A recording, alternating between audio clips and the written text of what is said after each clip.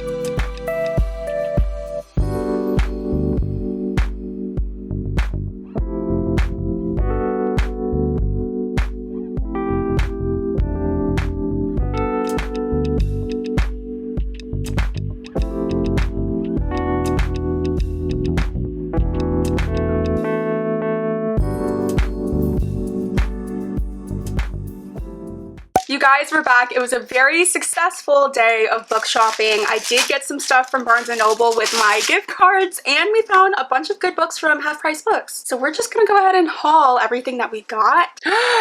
What? Look at this. The big sale. Up to 20% off everything, May 24th to 26th. So we'll be back. So y'all know every time we go to Half Price Books, so we have to go to the clearance section. That's pretty much where I get all of the books if I'm getting any books from Half Price. We found The Messy Lives of Book People by Phaedra Patrick. I have seen this a lot on BookOutlet and I'm always eager to buy it. And the clearance section was $3, so it was good to wait. The top says the house cleaner of a famous author must carry out her employer's shocking last wish. Liv is astonished to learn that her dying wish was for Liv to complete her final novel, but to do so Liv will have to step into Essie's shoes. And as Liv begins to write, she uncovers secrets from the past that reveal a surprising connection between the two women that will change Liv's own story forever. That sounds good. That does sound very, very good. I was actually really excited to find this there because it's a book that I've been wanting this year, and it is Long Way Down by Jason Reynolds. Will's older brother Sean has been shot dead. Will feels a sadness so great he can't explain it, but in this neighborhood there are 3 rules. 1, no crying, 2, no snitching, and 3, revenge. But bullets miss, you can get the wrong guy, and there's always someone else who knows how to follow the rules. This just sounds good because I think the whole thing takes place on this elevator. I think that's what I heard about it, and I love books that have like one setting. I'm really excited to finally get into this. I was so happy when I saw it there. It was only $5. I ended up seeing a copy of The Flight Attendant by Chris Bohalian. We think I already had a copy of this. I think I did just give it away the last time we went donating books to Little Free Libraries, but I really like the actress from The Big Bang Theory, and I know she stars in the HBO series of this book, and I keep telling myself I'm gonna watch the series, but I desperately want to read the book first. And it was only $3 there. When she wakes up next to a stranger in a hotel room in a foreign country, she tries to piece the previous nights back together. She quietly slides out of bed and looks at the man she spent the night with. She sees blood, he's dead, and she's afraid to call the police. She's a single woman alone in a hotel room far from home, so she begins to to lie? Could she have killed him? If not, who did? She couldn't have killed him. I don't think so either. We're gonna find out. The next one I bought was in their Super Buy section, and this is Tuck Everlasting by Natalie Babbitt. I know that there is a movie adaptation to this, and it looks so whimsical. Alexis Bledel, I know, is in it when she was like a little kid, so I really want to watch the movie. It says, what if you could live forever? Is eternal life a blessing or a curse? That's what young Winnie Foster must decide when she discovers a spring on her family's property whose waters grant immortality. Members of the Tuck family have drunk from the spring, and they tell Winnie their experiences watching life go by and never growing older. But then Winnie must choose whether or not to keep Tuck's secret and whether or not to join them on their never-ending journey. I would. If my whole family... Yeah. I would too. To be with them. That sounds good. I should have got a copy of that. I've always been interested in vampires' immortality, but this is like without all of the Fantasy side. Well, no, but like they don't have to drink blood. Yeah. So I'm interested to read about it, and then I could watch the movie after. The last book we got from Half Price Books is The Host by Stephanie Meyer. So here's the thing with this. I remember I watched The Host, the movie, like a long time ago. Like I was a kid, and I really, really enjoyed it, but I don't remember what happened. So we saw this there for only $3. It does look like a really thick book, but I remember really enjoying the story, so I could only imagine that the book is better. I kind of don't even want to like remember what the plot was about. I kind of just like want to jump into it and see if I'm gonna like it. I only bought a copy because Amanda convinced me to.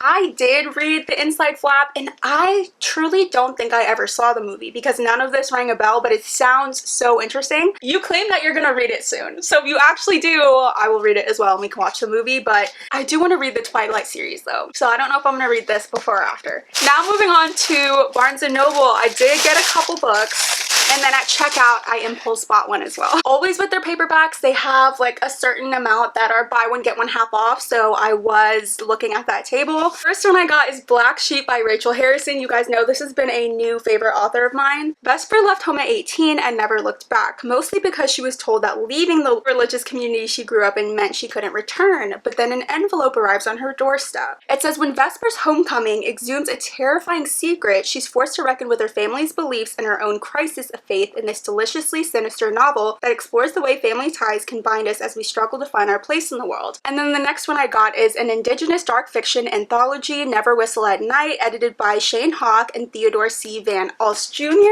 And I've heard such great things about this book. I love the cover, first of all, but I'm really excited to get into this story. It says many Indigenous people believe that one should never whistle at night. It can cause evil spirits to appear and even follow you home. These wholly original and shivering tales introduce readers to ghosts, curses, hauntings, monstrous creatures, complex family legacies, desperate deeds, and chilling acts of revenge. Introduced and contextualized by best-selling author Stephen Graham Jones, these stories are a celebration of Indigenous people's survival and imagination, and a glorious reveling in all the things an ill-advised whistle might summon. This sounds so good. That does sound very good. I'm so excited, and when I was checking out, the cashier said that she read this book and she absolutely loved it, and I guess right now they're having like some kind of sale deal where if you get a Barnes & Noble monthly pick, you got like 50% off of your purchase. I don't really know how it worked, but she sold me, so I ended up getting one of the Barnes & Noble picks. Amanda pointed this one out to me actually while we were browsing, The Anatomy of Anxiety, Understanding and Overcoming the Body's Fear Response by Ellen Vora, MD.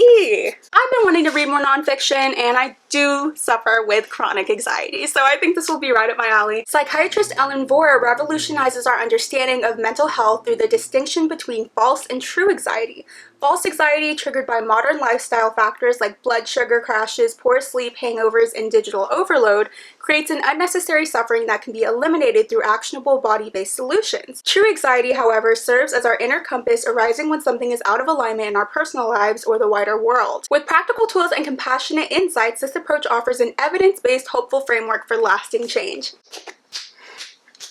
I need this! I needed this. So it was a sign that was part of the deal, and I ended up leaving with it, but I ended up using my gift card anyway, so these were all basically free. So those were all the books that we got today. A pretty solid haul, I would say. We've been wanting to go out and just have a nice little book shopping day, so I'm glad we were able to do that, and it seems like we might stop at Half Price Books again later this month because they'll be having that big 20% off sale, and that is when I love to go crazy at Half Price Books. The goal, though, was to find you books that you would read now, and you said said the host sounds interesting, right? Like, it is really piquing my interest right now. So hopefully it can get me out of this slump. That's pretty much it for today's video though. So thank you guys so much for watching. Make sure to join our Literal Besties book club if you haven't already. This month we are reading A Killing Cold by Kate Ellis Marshall. I'm actually going to be starting that pretty soon once I'm done with my current read, but that link will be in the description. Also make sure to like and subscribe if you haven't already, and we will see you guys next time.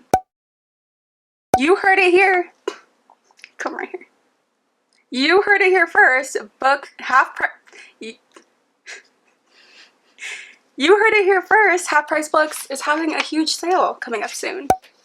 What up, yo? Oh my gosh, I love when used books have like It's a letter. little things in them. Oh my god. Thinking about you this weekend. I am sorry. Can you read it like you're not a robot? I know it will be hard. I love you and cherish you. Take care of Mom? Natalie, maybe? Wait, that's so cute. That is really cute. There's like Hulk stickers on it. Wait, I'll cry. How cute is that? It's like a little letter. You're gonna have to use that as the bookmark. All right. I love finding things like that in old books. I'm excited for this one. Yeah, that was the first book. As soon as we walked in, I said, oh, this is for you. Oh my god, I'm so excited. And it ended up getting in your hands. It's for you. Come on, universe. The next book I got was in their super buy section, so it was only $2, and this is Tuck Everlasting by Natalie Rabbit. No, Rabbit? Rabbit. Okay, last time.